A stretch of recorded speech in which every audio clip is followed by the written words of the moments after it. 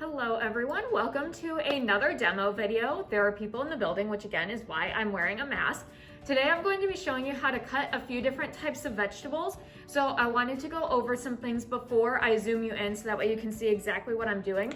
First, you need a cutting board, and in order to ensure that your cutting surface is safe, you want to put a wet paper towel underneath the cutting board because that's going to keep it from sliding. So right now this board slides around everywhere, but by putting the wet paper towel underneath it, that keeps the board in place and keeps it from sliding all over. So I'm going to lay out this paper towel, make sure that it's nice and wet. You just need something damp. And now that it's underneath the board, nothing's sliding. There are a couple different types of cutting boards. There are plastic cutting boards like the one that I have here. This is good because it protects the knives and it's easy to sanitize because it's plastic.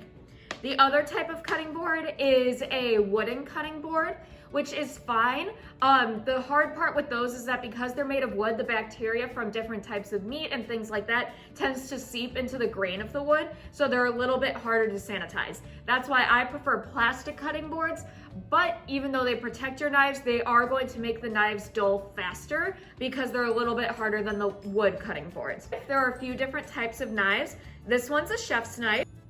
This is a paring knife. This is used for cutting smaller things like maybe fruits or just other smaller things that you might need to cut. A kitchen knife is used for cutting things like vegetables, onions, things that need a very sharp blade. And then you have a serrated knife. I don't know how well it's showing up on camera, but there are little teeth in the side of the knife, and that's used for cutting things like bread and other things that are a little bit softer, tomatoes, so that way when you push down on the knife, it doesn't just squish whatever it is down.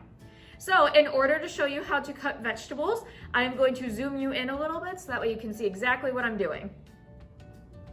So first we're going to start by peeling and cutting a carrot. So in order to cut a whole carrot like this, you want to make sure that it's peeled.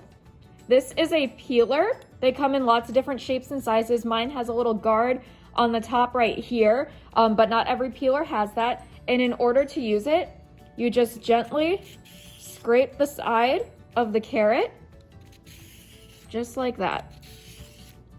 And you want to make sure that you get the entire outward skin off. And the reason that you peel the carrot is because carrots grow in the ground, and you want to make sure that you're not getting any of the dirt from the ground in your food. So that's why we're peeling the carrot first.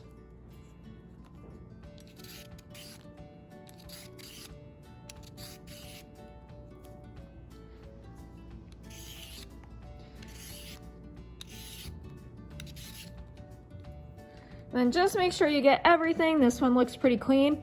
It doesn't matter if you get this top part right here because we're gonna cut off that part anyway because that's where the stem is. Okay, so now for a little bit of a different angle, this is what you would be looking at if you were to cut the vegetable. The one thing you wanna remember is that you're using your chef's knife. When you hold your chef's knife, you either wanna pinch the blade or you want to grip it by the handle. You never wanna put your finger on top like this because that is not as strong of a grip and you are more likely to slip and cut yourself. So you want to be holding it by the handle, or if you need to, if you have smaller hands like I do, you can pinch the blade. So then what you're going to do when you go to cut the carrot, you want to make sure that your fingers are curled underneath, because if your fingers are flat, you could potentially chop your fingers, and you don't want to do that. So you want to make sure that your fingers are curled where your knuckles are, and then you're just going to cut all the way through like that. This is a little bit of a thicker carrot, so it took a little while longer. I'm gonna cut off that edge as well, just because I don't like the ends. And now we're gonna cut all the way down. So we just start, and you always cut away from you.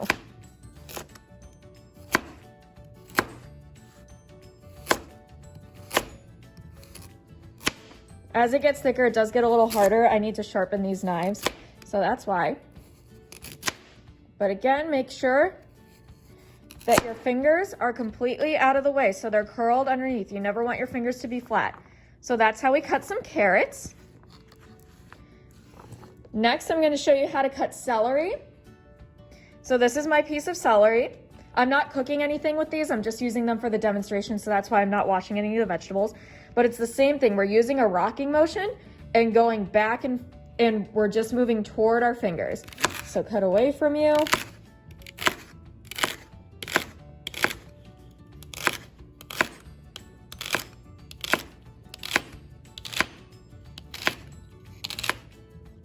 So this is what it's going to look like from this angle. And again, we're just rocking the knife and cutting away from ourselves. All the way to the very end. And you have to really watch what you're doing to ensure that you're not going to accidentally cut yourself. So now I'm going to show you how to peel and cut an onion. So with an onion, you have your outer skin right here, and then the part that you actually want to eat is on the inside. So in order to peel off that outer skin, you want to cut off one of the bottom stems, just like that. I'm going to cut a little more off. This is usually the hardest part. There we go. So now we can see the inside of the onion, and we're going to peel off that outer portion. This is a sweet onion because this is just what I could get at the store, but you could do this with all sorts of different types of onions. The important part is that when you're peeling off this outer layer, you want to leave the stem intact because I'm going to show you how to make it easier to cut. Because usually when you're cutting onions, you want to chop them, which is a type of cutting. So there are a few different types of cutting when you're talking about cutting fruits and vegetables. One is a chop, which means that it's a larger cut. So what I just did was slice the carrots, and we're going to chop the onion, and that means that they're large, ununiform pieces. Whereas when you mince your vegetables, those are smaller pieces, and they are more uniform. You want them all to be the same shape.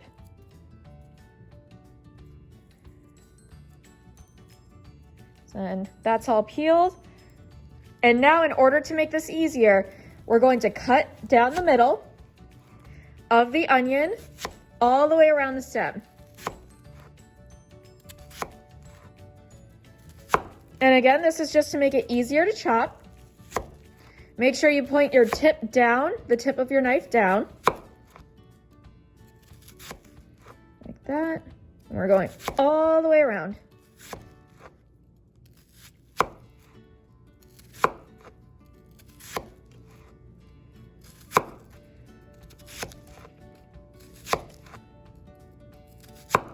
Okay, so now that I've gone all the way around, I'm going to cut off just one side in order to give me an edge to stand on.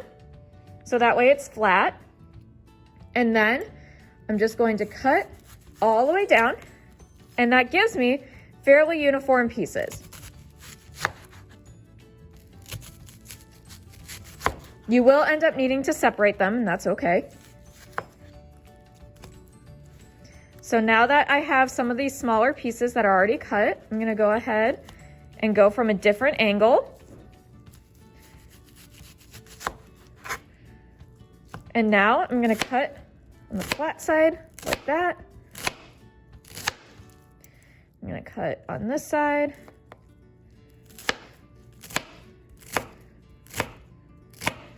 Like that. Oops, sorry, I was hitting the camera.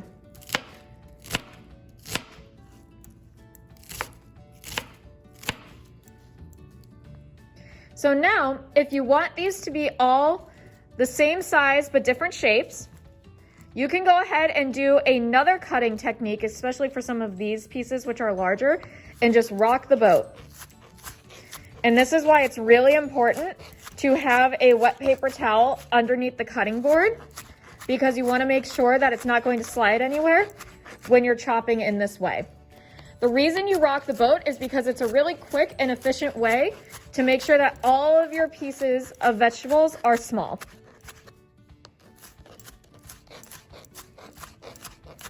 And then you can move them, so that way you can make sure to get every piece. Now, in order to rock the boat, you make sure you put a flat hand on top of the blade, and you just rock all the way across. The thing to remember is that the tip of your knife also never leaves the cutting board. So I'm going to review the answers to the activity that I posted along with this demo, and then you will be good to go. Thank you very much for watching. Stick around for the next clip of me reviewing the notes. All right, so I am reading off the notes just to make sure that I get all of the answers. So for the first portion where it says 3 rules for knife safety, there are lots of rules for knife safety, but the 3 rules that I want you to remember is 1, you always cut away from you. Number 2, you always use a sharp knife. And number 3, you always need to curl your fingers or make like a claw with your hand in order to ensure that you are not going to cut your fingers. Like I said, there are many, many more knife safety rules, but those are the 3 rules that I would really like you to remember. The 3 types of knives that we use are a chef's knife, and that's used for cutting things like vegetables, chopping, different knife techniques, things with like harder types of food, such as like a carrot or celery or an onion, something like that. Next is a paring knife, and that's typically used for smaller foods or softer foods, such as fruit. I like to cut apples with paring knives. Sometimes people will cut like avocados with paring knives and things like that. Next is a serrated knife, and that's used for cutting things like tomatoes and bread, things that are a little bit softer, that if you were to use another type of knife, you would probably end up squishing whatever the piece of food is. So when you go to grasp a knife, this is the next part of the notes, you need to pinch the blade. You also need to claw your hand in order to ensure that you do not accidentally cut your fingers. And you need to rock the boat. Again, this is the motion of cutting away from you. The tip of the knife does not leave the cutting board. You're not slamming it down. The other thing that I would like you to remember, this is not on your notes, but it is something good to know, is that when you go to scoop up the food off of the cutting board, you should just use your hands. Do not use the knife to scoop the food into your hand because you could potentially cut yourself. You may see that a lot on TV and videos. We are not doing that in this classroom, and I would ideally like you to not do that at home unless your parent or guardian says that that's okay. So for the last part of the notes, number 1, chop. That is the same size, different shape. So that's for things like onions and other irregularly shaped foods, such as onions, sometimes different other vegetables. Onions are the one thing that I can think of right now. Next is dicing, and that is the same size and same shape. So if you were to cut your carrot into cubes or cubes of cheese or something like that, that would be considered a dice. So again, chop is same size, different shape. Dicing is the same size, same shape. And a julienne is a long, thick cut similar to French fries. Like if you've ever seen a French fry from like McDonald's or something like that, that is a julienne cut. And that's how you typically cut potatoes for things like fries, or sometimes you'll do that with carrots as well. If you would like to, you can watch the YouTube video at the end of your note sheet. There is a link down there. You do not have to watch that. That is not my demo video. That is another demo video. But I wanted to thank you very much for watching this video, and hopefully this helped to teach you just a little bit about knife safety and knife skills. Thank you very much for watching, and I will see you all next time. Thanks.